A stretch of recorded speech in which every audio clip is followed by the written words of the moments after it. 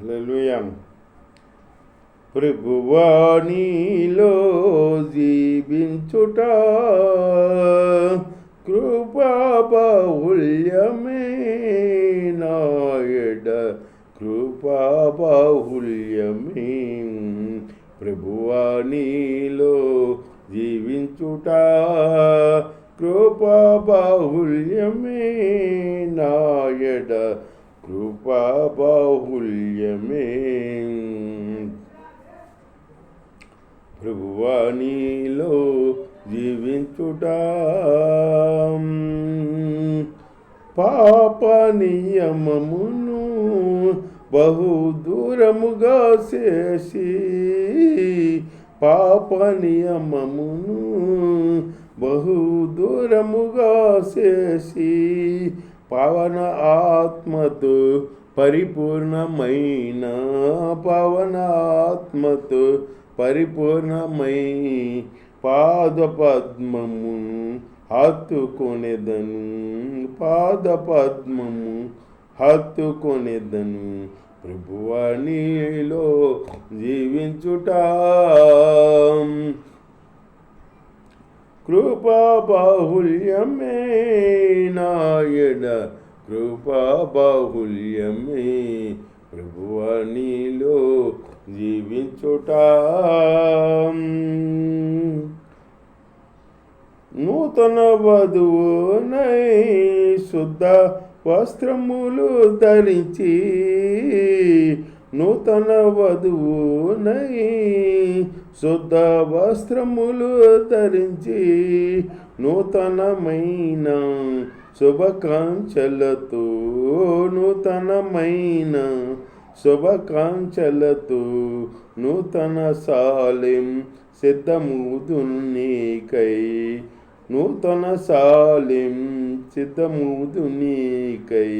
ప్రభువా నీలో జీవించుట కృపా బాహుల్యమే నాయడ కృపా బాహుల్యమే. ప్రభువా నీలో జీవించుట. దేవుని స్తోత్రం. మీ అందరుకున్నారు దేవుడి మాటలు ఎందాక సేపు శ్రద్ధగా ఒక్కసారి యేసయ్య సిలువకు అప్పగించబడ్డ ముందు దినంలో అక్కడ మేడగదిలో ఒక గదిలో కూర్చుని శిష్యులు యేసయ్య వాళ్ళందరూ భోజన భక్తిలో కూర్చున్నారన్నమాట. కూర్చుంటే అప్పుడు యేసయ్య ఏం చేశాడా, ఒక పళ్ళెం ఒకటి తీసుకుని ఒక టబ ఒకటి తీసుకుని ఆ శిష్యులు పాదాలు కడిగాడు అనమాట. పాదాలు కడుగుతూ ఆ టబతో తుడుతున్నాడు అనమాట. తుడుతుంటే అట్టా కడుక్కుంటా వస్తూ చివరికి పేతురు దగ్గరికి వచ్చాడనమాట. పేతురు దగ్గర వచ్చేటప్పటికి పేతురు గారు అన్నాడు, నన్ను ప్రభువా నా పాదాలు నువ్వు కడగొద్దు ప్రభువా అన్నాడనమాట. అంటే అప్పుడు వేసే అన్నాడు, నేను నీ పాదాలు కడగపోతే నాతో నీకు పాలు పంపులు ఉండవు అన్నాడు. అంటేను అప్పుడు అన్నాడు పేతురు గారు, ప్రభు అట్ట అయితే నాకు పాదాలే కాదు తల నిలువంతా కడుగు అన్నాడు అనమాట. తల నుంచి నిలువంతా కడుగు అన్నాడు అనమాట. కడగమంటే యేసు ప్రభు అన్నాడు, స్నానం చేసినవాడు పాదాలు కడుక్కుంటే సరిపోద్ది అన్నాడు అనమాట. స్నానం చేసినవాడు మళ్ళీ నిల్వల్లా కడుక్కో అక్కర్లేదు, పాదాలు కడుక్కుంటే సరిపోద్ది అన్నాడు అనమాట. దేవుడి స్తోత్రం అని అప్పుడు శిష్యులకు పాదాలు కడిగాడనమాట. కడిగి పాదాలు తుడిచాడు. అట్లాగే యేసు ప్రభు మనకి మాదిరికరంగా ఉన్నాడు ప్రతిదీ. మనం కాడ ఎప్పుడు బల్లారాధనకు ముందు ఏం చేయాలి, ఒకరి పాదాలు ఒకరు కడుక్కోవాలి. కడుక్కుంటున్నారు. ఇప్పుడు అంతా ఫ్యాషన్ అయిపోయింది, ఫ్యాషన్ వచ్చేస్తుంది. ఏంటి రెడీమేడ్ భక్తి అంటారు చూడు, రెడీమేడ్ భక్తిలోకి వచ్చేసారు. రెడీమేడ్ భక్తిలోకి వచ్చేసారు. అట్లాంటి వాళ్ళకి దేవుడు ఫలం ఇవ్వడం.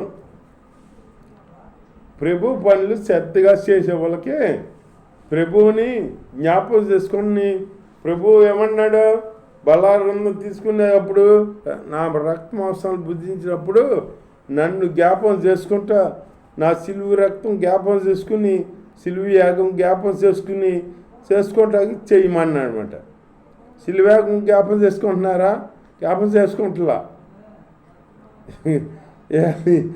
అప్పుడైనా ఎప్పుడు ఈరోజు ఏదో పాడుకుంటున్నారో ఆ పాటలే పాడుతాం. అప్పుడు సిలువు పాట లేదు, ఏమీ లేదు, వేస్తే రక్తం లేదు, ఏమీ లేదు, పాడేస్తున్నారు. 4 పాటలు పాడుతున్నారు, ముగిస్తున్నారు, ఏదో బల్లారం తీసేసుకుంటున్నారు, శుద్ధి ఉందో లేకపోయినా కానీ బల్లారం తీసేసుకుంటున్నారు. ఏదో రెడీమేడ్ భక్తులాగా అయిపోయింది. ప్రభా ఈ స్తోత్రం మాకు ఆత్రం, ఇంటికెళ్ళి భోజనం చేయాలి అన్నట్టుగా చేస్తున్నారన్నమాట భక్తి. అలా వచ్చేసారు ఇప్పుడు భక్తులు. అలాంటి భక్తులకి ప్రతిఫలం ఇవ్వడు దేవుడు. ఎవరికి ఇవ్వాలో వాళ్ళకి ఇస్తాడు ప్రతిఫలం.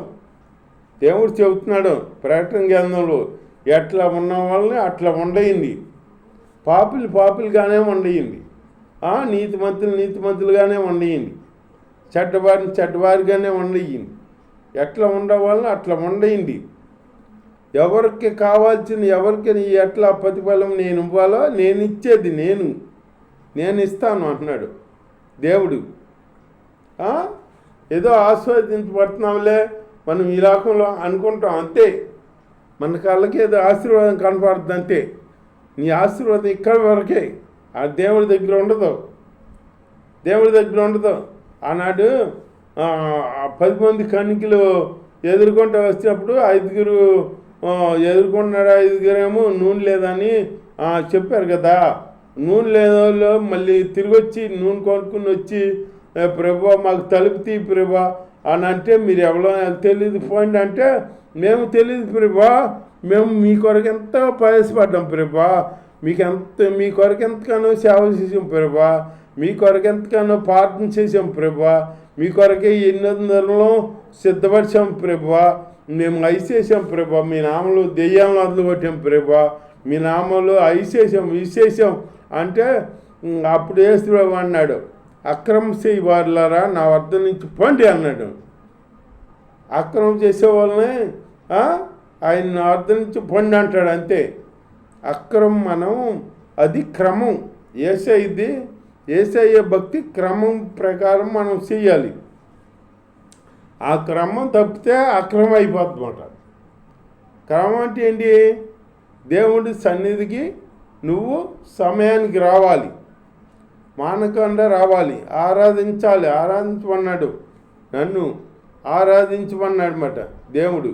ఆయన ఆజ్ఞలన్నీ మనం గైకొని ఆయన్ని వెంబడించామనుకో నీకు ప్రతిఫలం ఉంటుంది.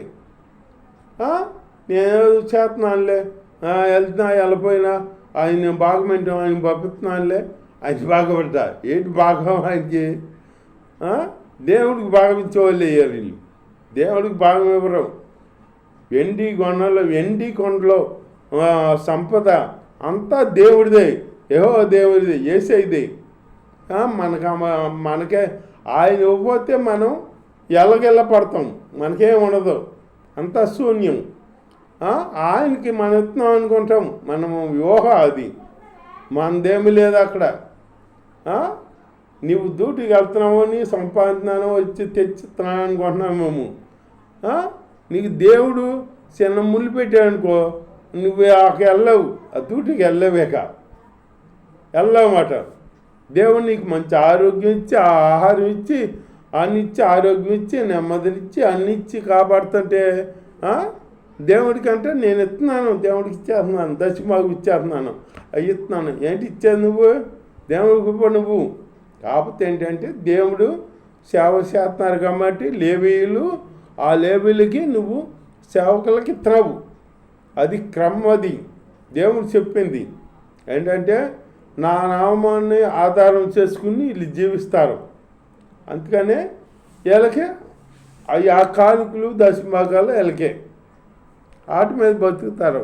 అంటే అందరికీ 12 మంది గోత్రాలు ఉన్నాయి కదా, 11 మందికి గోత్రాలకి గోత్రకర్తలకి ఆస్తి ఇచ్చి 12వ గోత్రం లేవి గోత్రానికి ఇవ్వల ఆస్తి పంచిపెట్టల.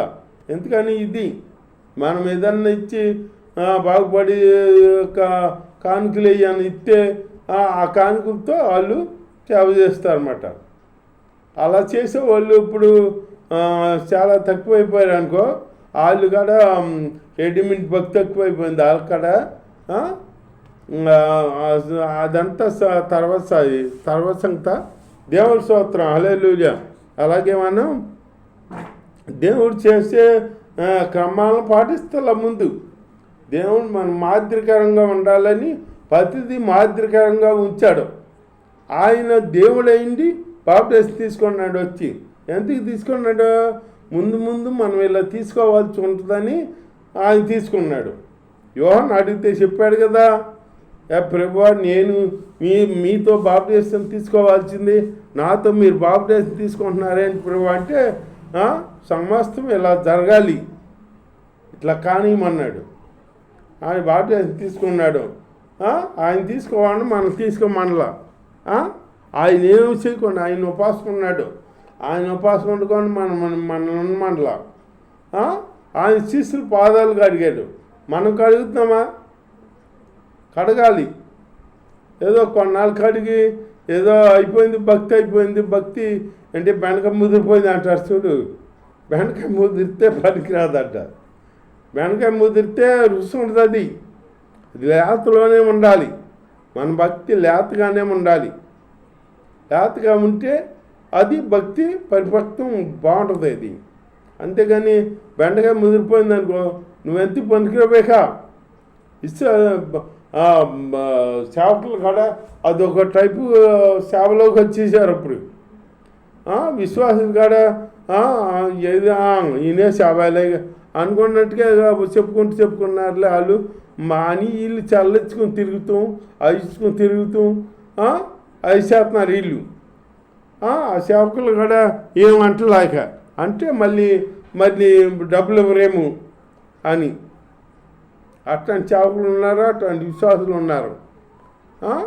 ఒకసారి అంట సాకుల బండ దగ్గర కప్పలు ఉన్నాయి అంట. 4 కప్పలు ఉంటే ఆ కప్పలు ఉంటే ఈ సాకులో అతను వచ్చి బట్టలు ఉతికినప్పుడల్లా ఇట్లా బండ ఇట్లా ఊగుతుంటే ఆ బట్టలేమో ఆ కప్పలో మొదటి నుంచి ఉన్నాయి కదా, అలవాటు పడిపోయినాయి.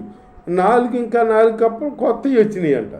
కొత్తవి వస్తే ఈ సాకుల బండ వచ్చి ఉతుకున్నాడు కదా, ఉతుకుతుంటే ఈ బండ ఊగుతుంటే ఈ దెబ్బలకి తట్టుకోలేకపోతున్నాయి అంట. తట్టుకోలేకపోతుంటే అబ్బా అంటున్నాయి అంట. అబ్బా అంటే అప్పుడు ఈ అంతకింత ఉన్న 4 కప్పలు ఉన్నాయి చూడు, ఆ 4 కప్పలు అంటున్నాయి అంట. నువ్వు కొత్త నువ్వు దీని కొత్త అంటే నువ్వు ఎవరో విశ్వాసం అయినట్టుగా అంటారు. నువ్వు కొత్తగా వచ్చావా విశ్వాసం, అందుకని నీకు తెలవదులే, నువ్వు కూర్చో, నువ్వు మేము ఇంతే తిరుగుతాం, మేము ఇట్లా తిరుగుతాం, మేము ఇట్లా చేస్తాం, మాకు అలవాటే అని వీళ్ళు అంటున్నారు అన్నమాట. వాళ్ళతో ఆ కొత్తగా వచ్చిన వాళ్ళు కూడా వీళ్ళని చూసి చెడిపోతారన్నమాట. సేవకులు కూడా గద్దించేవాళ్ళు లేరు. ఏదో వాక్యంలో చెప్తామే కానీ పాటించరు వాళ్ళు. పాటించకుండా మా చూస్తూ అన్నట్టు పోతారన్నమాట. ఏదో అక్కడ గద్దించట్టు నటిస్తారు. ఏదో అక్కడ వాక్యం చెప్పేది అప్పుడు. అంతేగాని మనం దేవుడి రాజ్యానికి సిద్ధపడదాము, మనం దేవుడు చేసిన పనులన్నీ చేసుకుంటూ ఆయన అమ్మడిద్దాము అని ఒక విశ్వాసకి లేదు, ఒక సేవకు లేదు. అందుకే సేవకులు అందరిలో మోసే భక్తుడు ఉన్నాడంట. ఆ మోసే భక్తుడే అసలైన కొండకు నడిపించాడంట విశ్వాసుల్ని. అట్లాగే ఈ సేవకులందరూ నడిపించేవాళ్ళు కాదు, ఏళ్ళలో ఉంటారు కొందరు, అందరు కాదు. వాళ్ళు నడిపిస్తారు దేవుడి దగ్గర నడిపిస్తారన్నమాట. అట్లాగే అటువంటి సేవకులను మనం గుర్తెరిగి అతన్ని అలాంటి సేవకుల్ని ఎంబడించుకుంటూ దేవుని గణపరుచుకుంటూ దేవుళ్ళో ముందుకు సాగాలి. దేవుడి వాక్యం దీవించుగాక. ఆమేన్.